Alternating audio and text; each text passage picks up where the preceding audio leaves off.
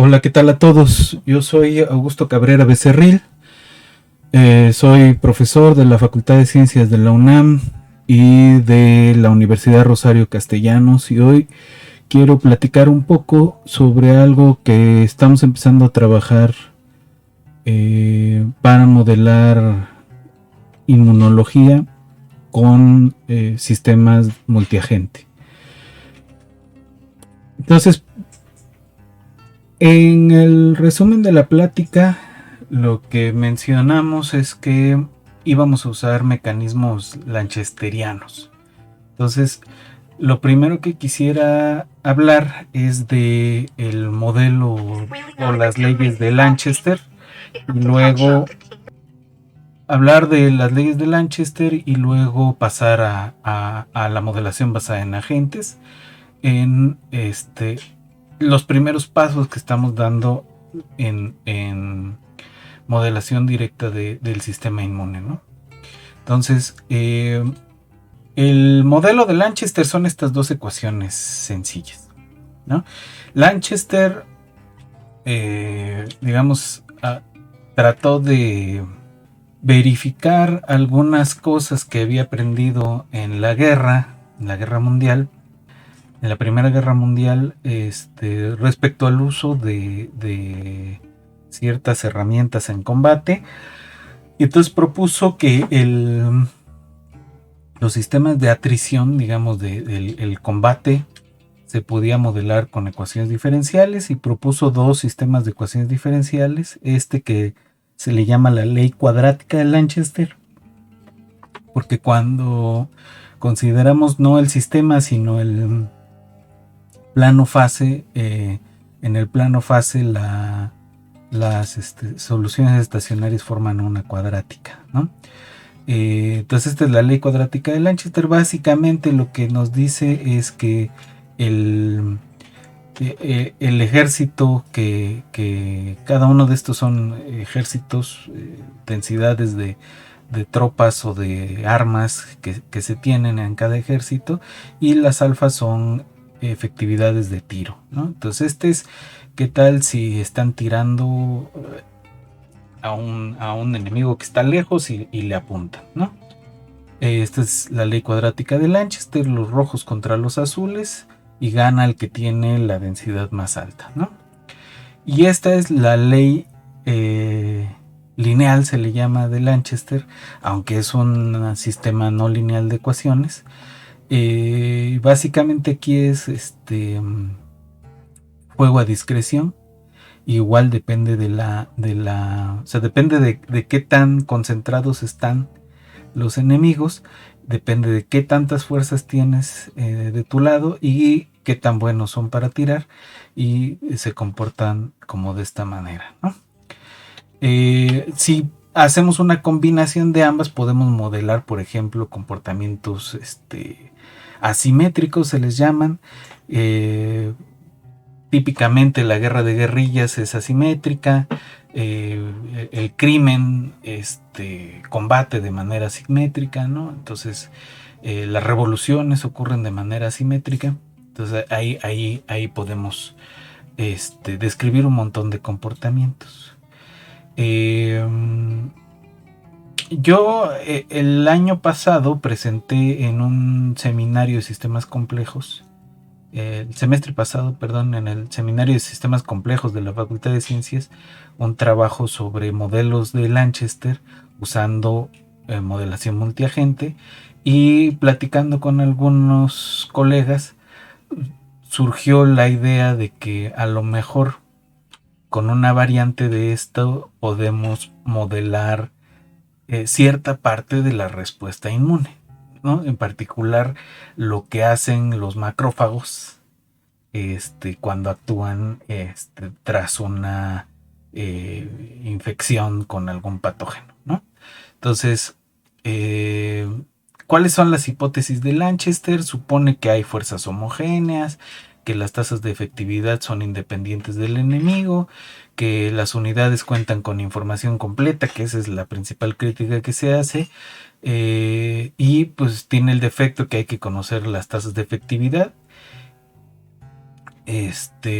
no se pueden modelar los elementos sorpresa más que como azar, y no tenemos espacialidad, ¿no? Ni se puede modelar el deseo de pelear o de huir, ¿no? Que es algo natural en el combate. Y digamos, esos últimos elementos no nos interesan tanto en el caso del sistema inmune, ¿no? Entonces lo hace un poco más atractivo y más sencillo. Pero vámonos a tratar de hacerlo modelando los elementos individuales. Eso usando modelación basada en agentes. La modelación basada en agentes es una metodología computacional pensada en que necesitamos una descripción de grano fino para modelar sistemas complejos. En estos modelos vamos a tener tres componentes o tres tipos de componente. Uno son los agentes, que son componentes individuales. Los agentes interactúan entre sí de manera local, pero siguiendo reglas que casi siempre son deterministas. Las reglas de interacción, que las podemos pensar como en los modelos de autómatas celulares, como una función de transición de estado. Y tenemos el espacio donde está ocurriendo la interacción, que le vamos a llamar el mundo. Entonces, el ambiente, ¿no? Entonces, el mundo o el ambiente puede tener diversas formas. En los modelos que voy a presentar se trata de retículas cuadradas con geometrías de toro plano, de un toro plano. Se pueden hacer en cajas cerradas, con retículas hexagonales. Se puede jugar a los agentes en ambientes basados en redes. Se puede jugar a los agentes en ambientes basados en sistemas de información geográfica. Es decir, una modelación mucho más directa de la que vamos a hacer nosotros. Y los agentes, pues los podemos pensar como en términos computacionales, pues como objetos, ¿no? Pero en términos matemáticos podemos pensarlos como una población de agentes markovianos, ¿no? O sea, los estados van a cambiar siguiendo un proceso de Markov aleatorio, ¿no? Casi siempre el proceso es bastante sencillo. Se distribuye las probabilidades que las variables aleatorias que nos interesan como uniformes, ¿no? En el 0,1 casi siempre, porque son densidades. Entonces, realmente no hay en lo que vamos a hacer demasiada dificultad, salvo que pues son conjuntos grandes de cadenas de Markov, ¿no? de agentes markovianos. Entonces, los agentes, pues estamos queriendo que puedan buscar objetivos, que sean reactivos, perceptivos, que tengan cierta racionalidad acotada, aunque en el sistema inmune pues a esa parte no nos interesa demasiado, que sean móviles y que se adapten. Nos interesa la modelación multiagentes porque es multiescala. Podemos meter elementos aleatorios y elementos deterministas, y el juego entre estas dos escalas de cosas pues nos va a permitir ver comportamientos emergentes, dinámica adaptativa, y podemos plantear distintos experimentos numéricos, ¿no?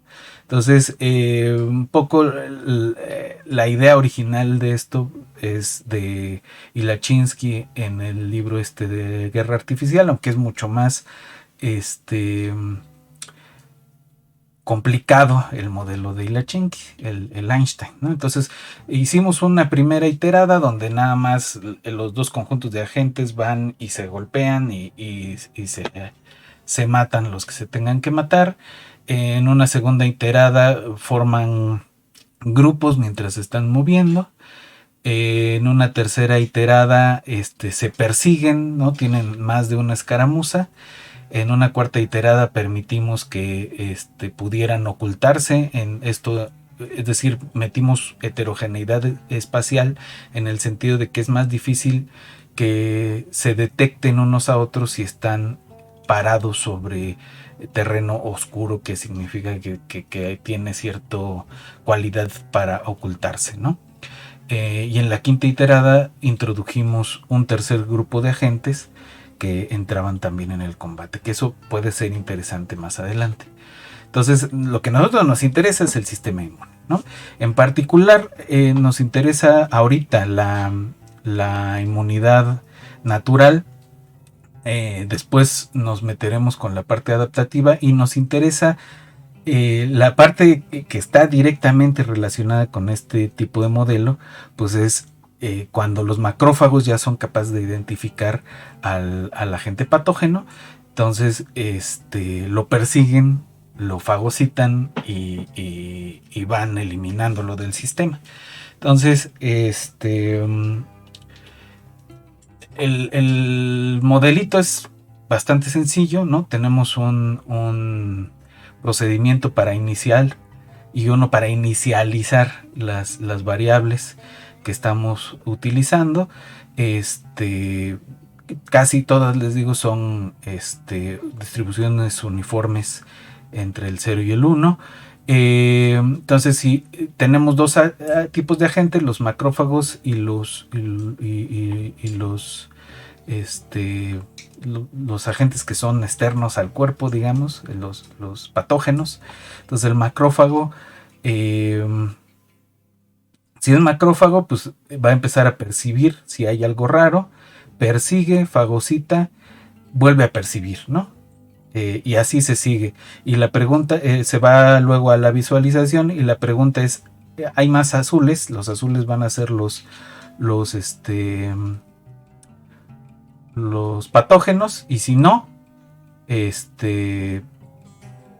perdón, aquí está mal, si no, se acaba la simulación, y si sí hay más azules, pues percibe, persigue, fagocita y percibe.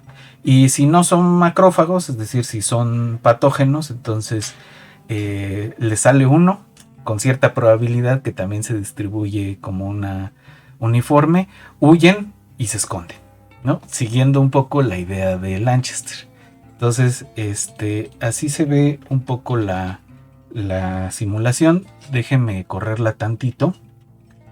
Entonces, aquí tenemos 19 macrófagos contra 200 y fracción, casi 250 patógenos. Y aquí estos son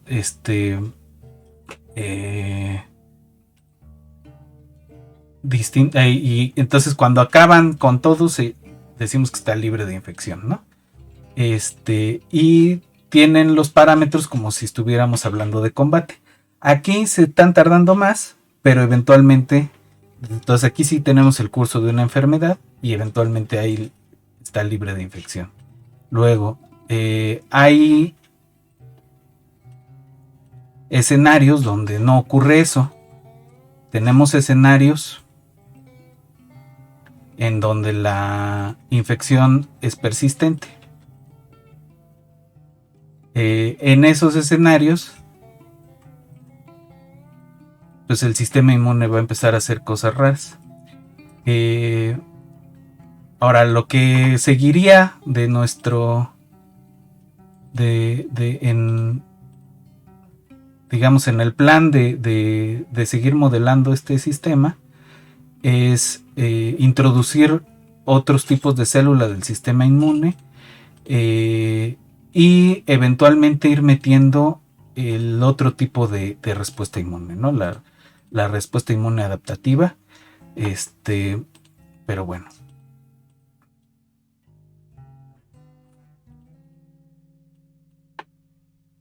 Ahí está.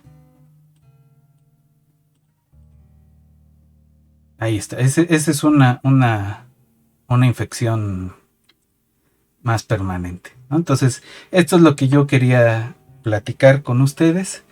Pues pues muchas gracias por su atención. Ese es mi contacto y pues nos estamos viendo en estos espacios. Muchas gracias.